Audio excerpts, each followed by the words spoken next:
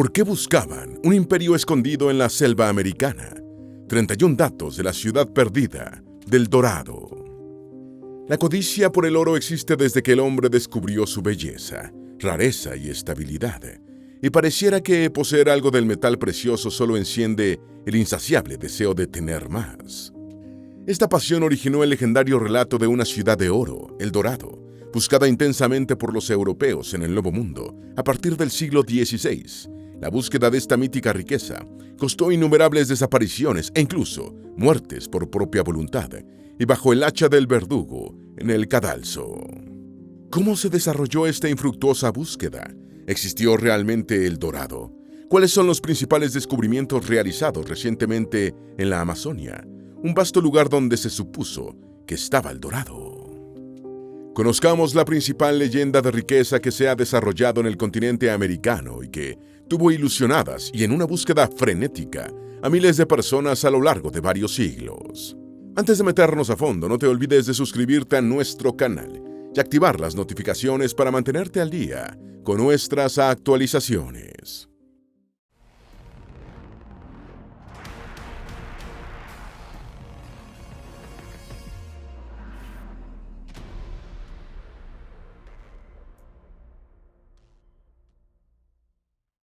Número 1. Ciudades en el Amazonas encontradas por aire. Aunque la selva espesa dificulta encontrar ruinas urbanas, el desarrollo tecnológico está cambiando las reglas de juego y la tecnología cartográfica digital es capaz de atravesar el intrincado dosel boscoso para revelar lo que hay debajo. Desde un helicóptero, científicos del Instituto Arqueológico Alemán utilizaron la tecnología de teledetección LiDAR para deforestar digitalmente la alfombra verde e identificar las antiguas ruinas de un amplio asentamiento urbano alrededor de Llanos de Mojos, en la Amazonia boliviana, que fue abandonado hace unos 600 años. Estoy seguro de que en los próximos 10 o 20 años veremos muchas de estas ciudades, y algunas incluso más grandes, dijo Heiko Brumers, coautor del artículo en el que fue informado el hallazgo. Trabajos arqueológicos previos y otros esfuerzos de teledetección habían revelado cientos de sitios aislados en más de 4.400 kilómetros cuadrados de la región de Llano de Mojos. Número 2. Ciudad grande encontrada en el Amazonas. En enero del año 2024 se informó sobre el hallazgo en la Amazonia ecuatoriana de una enorme ciudad antigua oculta durante miles de años por la densa vegetación. Las plazas y viviendas del área de Upano, en el oriente ecuatoriano, se conectaban mediante una fascinante red de caminos y canales. Situada al costado del volcán Sangay, Upano creó suelos ricos, pero su localización quizá provocó también la destrucción de su sociedad.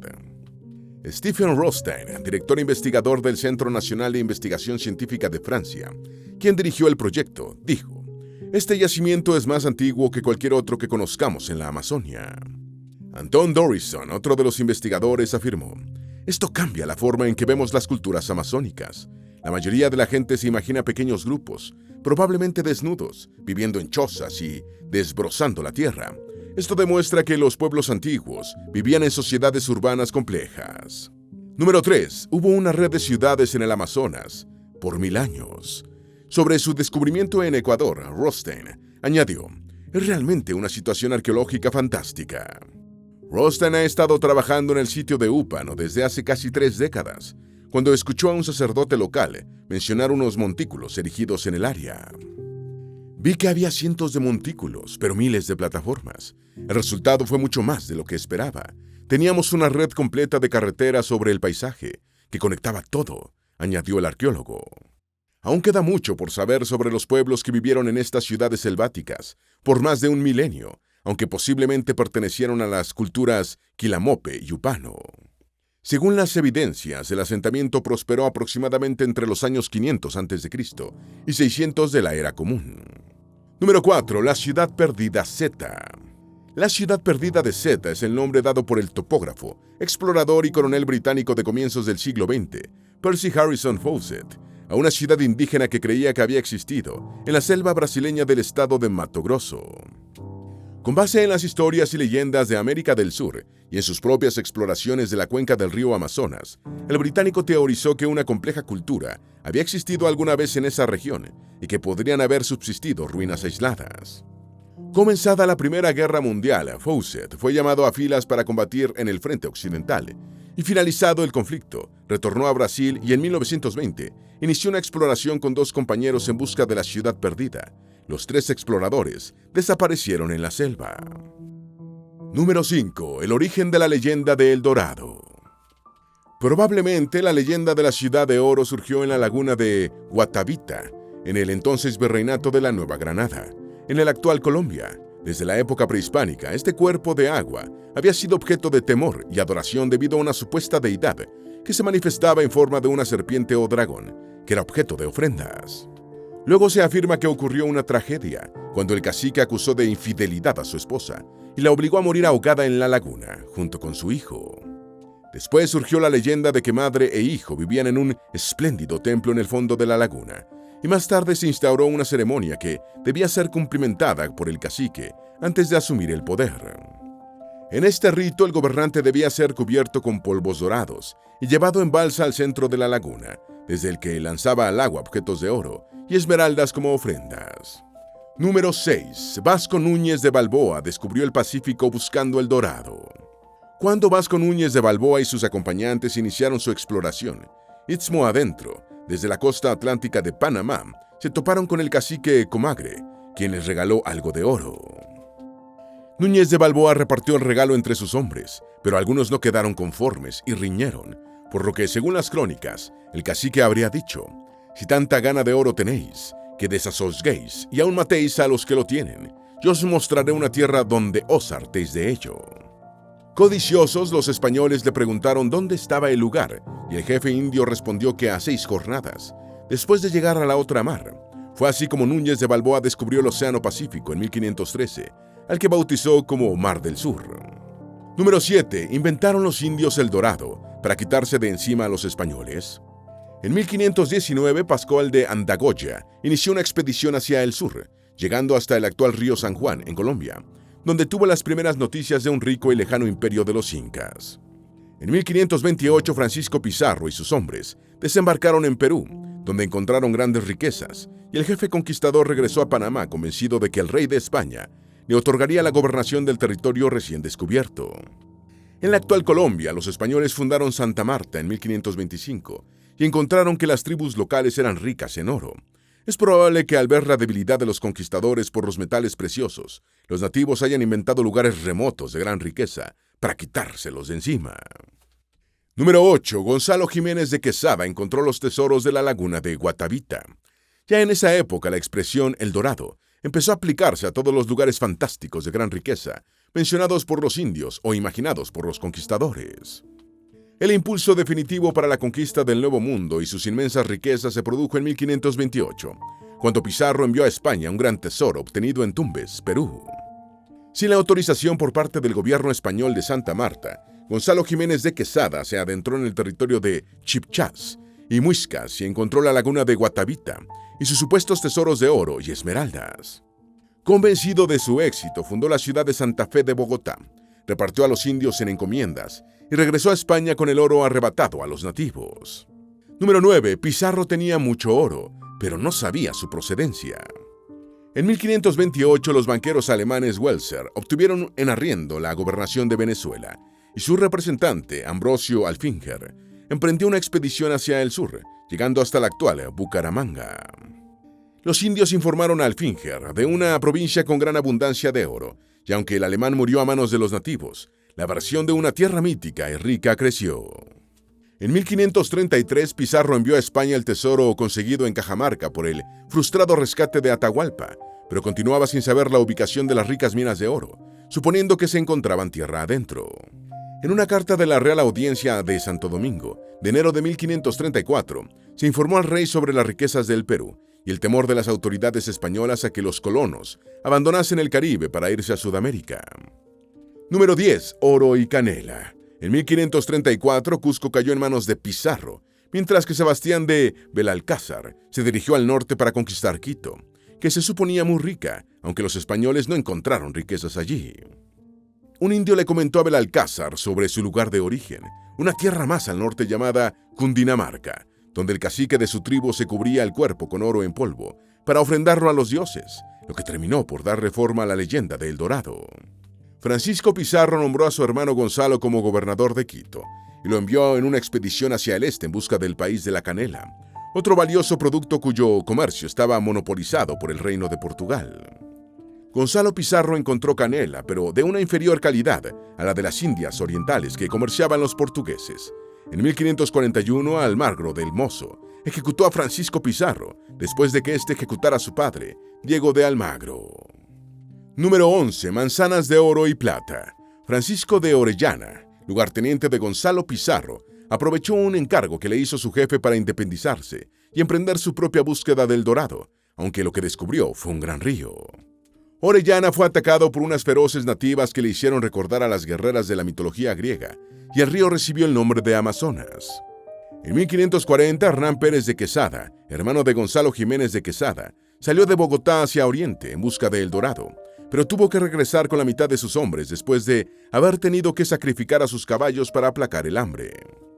En 1541, el representante alemán en Venezuela, Felipe de Uten, salió hacia el sur en busca de El Dorado, y un indio de Papamene, en el actual Colombia, le recomendó que siguiera hacia el oriente, donde había un reino en el que los árboles daban manzanas de oro y plata. Número 12. Sus hombres obligaron a Hutten a un fallido intento por encontrar El Dorado. Hutten no creyó la versión del indio, pero sus hombres sí, y lo forzaron a tomar la ruta de oriente, aunque tuvieron que retornar exhaustos a Venezuela, sin encontrar los singulares manzanos que daban frutos de oro y plata. En 1560 partió del Perú una expedición organizada por el virreinato al mando de Pedro de Ursúa, en búsqueda del Dorado, que se creía que podía estar en la cuenca del río de Orellana, también llamado Amazonas y Marañón. Esta creencia estaba basada en los relatos de una migración de indios brasiles que llegó al pueblo español de Chachapoyas, en la actual Amazonia peruana. Allí relataron las innumerables riquezas y la gran cantidad de aborígenes que vivían en la región de Omagua. Número 13. Lope de Aguirre mató a sus dos comandantes expedicionarios. Los soldados de Ursúa eran hombres audaces, pero sin apego a la autoridad, y el día de Año Nuevo de 1561, uno de ellos, Lope de Aguirre, mató a su comandante, y días después la expedición continuó la búsqueda del Dorado en la tierra de los Omaguas. Los expedicionarios habían nombrado a Fernando de Guzmán como su nuevo comandante, y Aguirre como maestre de campo. Arrepentido por haberse juntado con un hombre de la calaña de Aguirre, Guzmán planeó deshacerse de él, pero este se le adelantó y mató a su segundo comandante expedicionario. El plan de Aguirre era alcanzar el océano, reponerse en la isla de Margarita, llegar a Panamá y desde allí emprender otra expedición al Perú. Después de asaltar Margarita en el Caribe venezolano, Aguirre fue asesinado por sus propios hombres en Barquisimeto, en tierra firme de Venezuela. Número 14. Pedro Malaver murió buscando el Dorado. En 1569, Pedro Malaver de Silva partió de España con su nombramiento de capitán general de la Nueva Extremadura, cuyo territorio aparentemente abarcaba desde la costa norte venezolana hasta Guayana. Esta extensión es objeto de discusiones, ya que colide con la existencia de la gobernación de Venezuela, administradora en nombre de España de los territorios venezolanos en el Caribe. Malaver fue afectado por graves deserciones y retornó a España, desde donde lanzó una segunda expedición en busca del Dorado en 1574. Esta expedición alcanzó un punto entre los ríos Orinoco y Amazonas, donde casi todos, incluyendo a Malaver, murieron a manos de los nativos. Número 15. Pepitas y objetos de oro. En 1569, Diego Hernández de Serpa llegó a Nueva Córdoba, hoy Cumaná, en la costa nororiental de Venezuela, y desde allí envió por rumbos distintos a dos capitanes en la misión de avanzar durante 40 días sin detenerse para explorar el territorio y establecer las posibilidades de abastecimiento de alimentos. A su regreso, los dos capitanes informaron a Hernández haber visto pepitas de oro y piezas labradas de ese metal. El plan de Hernández era llegar cerca de la ribera del Orinoco, pasar allí la estación de lluvias y luego penetrar en la Guayana, donde creía que encontraría el Dorado.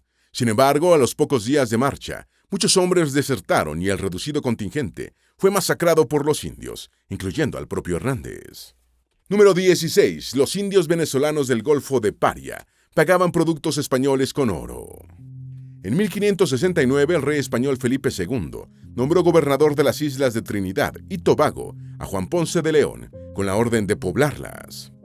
Una vez instalados, los españoles entraron en contactos comerciales con los indios del Golfo de Paria, en Venezuela, y los nativos que pagaban los productos españoles con oro les dijeron que el metal precioso procedía del valle del río Caroní. Sin embargo, Trinidad y Tobago pronto quedaron libres de ocupantes españoles por las enfermedades, el hambre y la hostilidad de los indígenas. Número 17. Gonzalo Jiménez de Quesada buscó infructuosamente el dorado en la región de San Juan de los Llanos.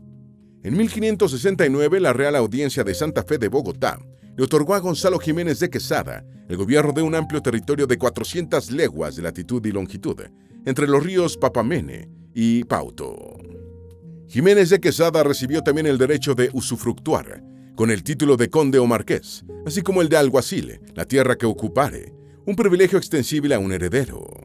Con sus flamantes reconocimientos, pero acosado por sus penurias económicas, Jiménez inició la expedición a su marquesado, partiendo hacia San Juan de los Llanos, al este de los Andes, región en la que creía que se encontraba el dorado. Esta empresa terminó en 1573 sin ningún resultado. Número 18. Domingo de Vera e Irigoyen observó que los indios del Caroní tenían oro en todo el cuerpo. En 1593, el gobernador español de Trinidad, Antonio de Berrío, envió a su maestre de campo, Domingo de Vera e Irigoyen, con 35 soldados y un grupo de indios, a explorar el interior del continente. Entre los indios iba un cacique llamado Morequito, quien había sido secuestrado por Berrío, pero que tras ser cristianizado afirmó que guiaría a los españoles hacia el oro de la Guayana. Los expedicionarios retomaron el Orinoco y llegaron al Caroní, donde estaba la tribu de Morequito, que le avisó a sus coterráneos que escondieran el oro.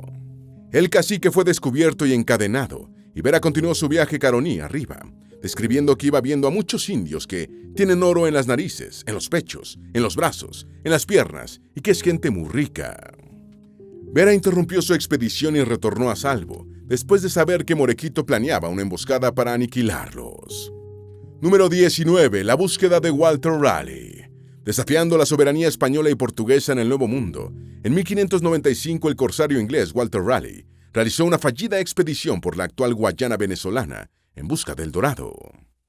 En 1617 hizo un segundo intento por encontrar la ciudad dorada, pero ya anciano prefirió esperar en la isla de Trinidad, mientras su hijo Walter Raleigh exploraba la cuenca baja del río Orinoco.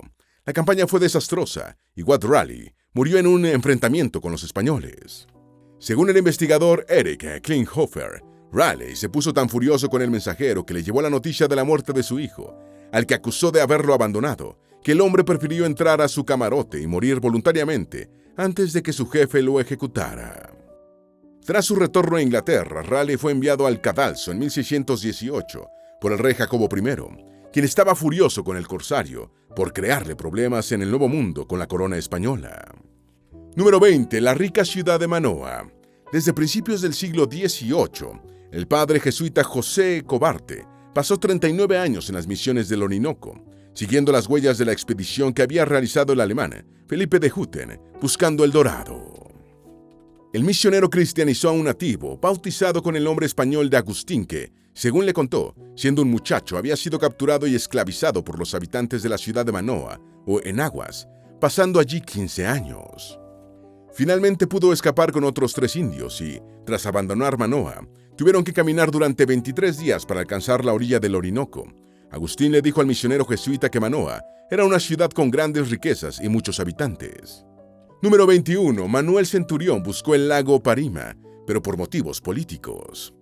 El nombre de Guayana fue acuñado en 1532 por el explorador español Diego de Ordaz, quien en 1532 fundó la efímera población de Santo Tomás de Guayana, hoy Ciudad Guayana, Venezuela, en la confluencia de los ríos Orinoco y Caroní.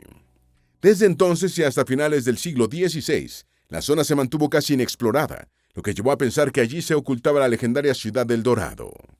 Por razones políticas y militares, el gobernador español de Guayana, Manuel Centurión, se propuso desentrañar definitivamente el misterio del lago Parima, supuesto punto de origen del río Caroní, y del rico cerro Dorado, cuyo control sería fundamental para limitar la influencia de Francia, Holanda y Portugal en la región. Número 22. Primer intento de Centurión de descubrir el lago Parima. En su empresa, Centurión recibió la ayuda de un cacique de nombre Paranacare, quien se ofreció a guiar a los españoles hasta el Cerro Dorado. Los frailes capuchinos, primeros evangelizadores de la región, sabían por los indios de la existencia de oro y plata en el territorio. Centurión solicitó ayuda al Consejo de Indias y al capitán general de Venezuela, José Solano y Bote, adjuntando un plano esquemático de la provincia de Guayana, en el que mostraba el lago Parima como centro aportador de las cuencas del Orinoco, el Esequibo y el Amazonas.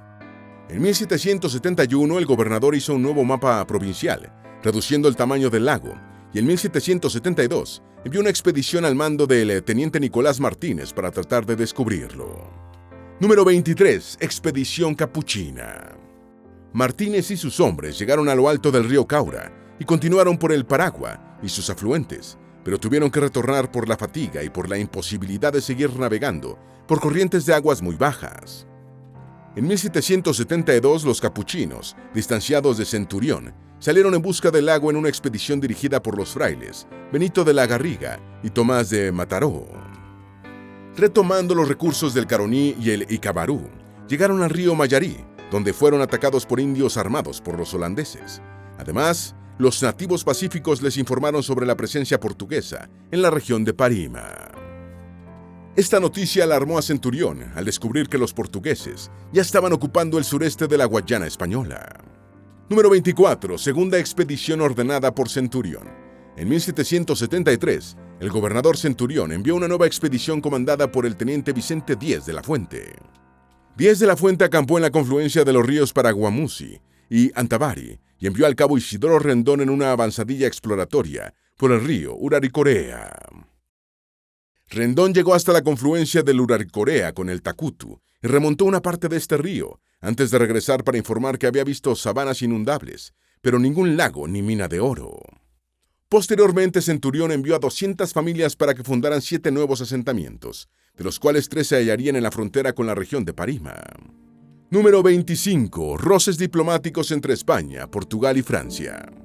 En octubre del año 1775 salió una nueva expedición española en busca del lago Parima y el Cerro Dorado, mandada por el subteniente Antonio López, con Isidoro Rendón como asistente. Enterado del establecimiento de asentamientos españoles en Parima, el gobernador portugués de Barcelos solicitó ayuda militar y fue enviado un batallón que desmanteló los pueblos de San Juan Bautista y Santa Rosa e interceptó a López en su viaje de retorno. Estos incidentes produjeron roces diplomáticos entre España y Portugal, a los que se sumó Francia con la ocupación de la actual Guayana francesa, otorgando facilidades y beneficios a quienes quisieran establecerse. Número 26. Centurión persistió en la existencia del Cerro Dorado y el lago Parima. Manuel Antonio Flores, virrey español de Nueva Granada, invitó a los gobernantes de Guayana y Margarita a plantear sus recomendaciones para impedir que Portugal y Francia tomaran posesión de territorios guayaneses. Centurión se encontraba en España, defendiéndose en un pleito con los capuchinos, y le envió al gobernador interino, José Linares, un plano en el que daba por hecho la existencia del Cerro Dorado y del lago Parima. Entretanto, el brigadier Agustín Crame, gobernador de Margarita y conocedor de la región de Guayana, le recomendó al virrey neogranadino la progresiva ocupación y fortificación del territorio guayanés. Crame consideraba que el verdadero peligro lo representaban los portugueses, ya que los franceses aún estaban alejados del presunto lago. Número 27. Cesiones de España a Portugal en el supuesto territorio del Dorado. En 1776 España y Portugal registraron una escalada bélica, tras la cual se produjo un acercamiento entre los dos reinos, que condujo a la firma del Tratado de San Ildefonso en 1777, que fijó los límites territoriales en Sudamérica de las dos monarquías europeas. España recuperó la soberanía sobre algunas áreas en las regiones del Río de la Plata y el río Paraguay, pero tuvo que ceder un vasto sector al norte del Amazonas, donde los portugueses estaban más consolidados. Una vez resuelto el conflicto con Portugal, España se concentró en poblar la Guayana Oriental, ante el peligro que suponía el expansionismo francés. Número 28. Fin de la leyenda del lago Parima y del Cerro Dorado. Para entonces ya existían indicios de que el lago Parima no era más que una sabana de inundación de una cuenca fluvial, cuyo principal aportador de agua era el río Parime, que anegaba una vasta extensión durante su crecida anual. Esta teoría fue confirmada por Humboldt y Bonpland en su expedición de 1800, finalizando así la leyenda del lago Parima y el Cerro Dorado. En el siglo XIX, si bien no desaparecieron las expediciones en busca de El Dorado, el interés por encontrar el legendario y rico lugar fue desvaneciéndose poco a poco. Número 29. Desagüe de las lagunas sagradas colombianas. La creencia de que las lagunas de Guatavita y Siecha estaban repletas en su lecho de oro y esmeraldas ofrendadas por los indígenas. Llevó a varias operaciones de desagüe entre los siglos XVII y XIX. El primer desagüe de Guatavita lo hizo Hernán Pérez de Quesada en 1652, consiguiendo una cantidad de oro que no le alcanzó ni para financiar el costo de la búsqueda. Ese mismo año, un comerciante bogotano de apellido Sepúlveda obtuvo una autorización real para realizar otra pesquisa y abrió un canal en uno de los cerros aledaños para desaguar la laguna Guatavita. Su recompensa fue solo una esmeralda. Finalmente, una compañía inglesa desaguó por completo Guatavita, encontrando algunas esmeraldas entre cerámicas y figuras antropomorfas y zoomorfas. En 1856, la laguna Siecha fue parcialmente dragada, encontrándose algunas esmeraldas y piezas de oro, un botín nada espectacular. El último intento en Siecha, en 1870, terminó en tragedia, cuando los dos promotores de la búsqueda y un peón murieron asfixiados por los gases generados por la pólvora que utilizaban para perforar un túnel de desagüe. Número 30. El cacique cubierto de oro. Única escena real del Dorado. La verdadera historia detrás del mito del Dorado se ha ido reconstruyendo poco a poco en los últimos años, mediante una combinación de nuevas investigaciones arqueológicas y textos históricos tempranos. En el núcleo del relato se encuentra la historia real de una ceremonia efectuada por los muiscas, que han estado asentados en el centro del territorio colombiano desde el año 800 de la era común hasta la actualidad. En su libro La conquista y descubrimiento del nuevo reino de Granada, publicado en 1636 por Juan Rodríguez Freile, está el relato del cacique dorado de la laguna de Guatavita, cubierto de oro y arrojando el metal precioso del agua. Esta escena parece que es la única real del Dorado. Número 31. ¿Por qué perdura la leyenda del Dorado? Según el profesor del Instituto de Arqueología del University College de Londres, José Oliver, la leyenda del Dorado ha perdurado debido a que uno quiere que sea verdad, y añade, creo que nunca hemos dejado de buscar el Dorado. Quizá la respuesta de dónde está el Dorado no la tengan ni los historiadores, ni los exploradores, ni la arqueología, sino la poesía. En 1849, Edgar Allan Poe ofreció una sugerencia poética, aunque inquietante. En su poema El Dorado, el estadounidense escribió: sobre las montañas de la luna, por el valle de la sombra, cabalga, cabalga audazmente, si buscas el Dorado. Esperamos que este video te haya sido útil. Si tienes algo que agregar, por favor, compártelo con nosotros en la sección de comentarios. Dale me gusta a este video y envíale el enlace a tus familiares y a tus mejores amigos para que también sepan más sobre por qué buscaban un imperio escondido en la selva americana. 31 datos de la ciudad perdida del Dorado. Si eres nuevo en nuestro canal, no olvides suscribirte. No se te olvide seguirnos en todas nuestras redes sociales, que van a estar aquí abajo en la descripción. Recuerda, un pueblo que no conoce su historia está condenado a repetirla.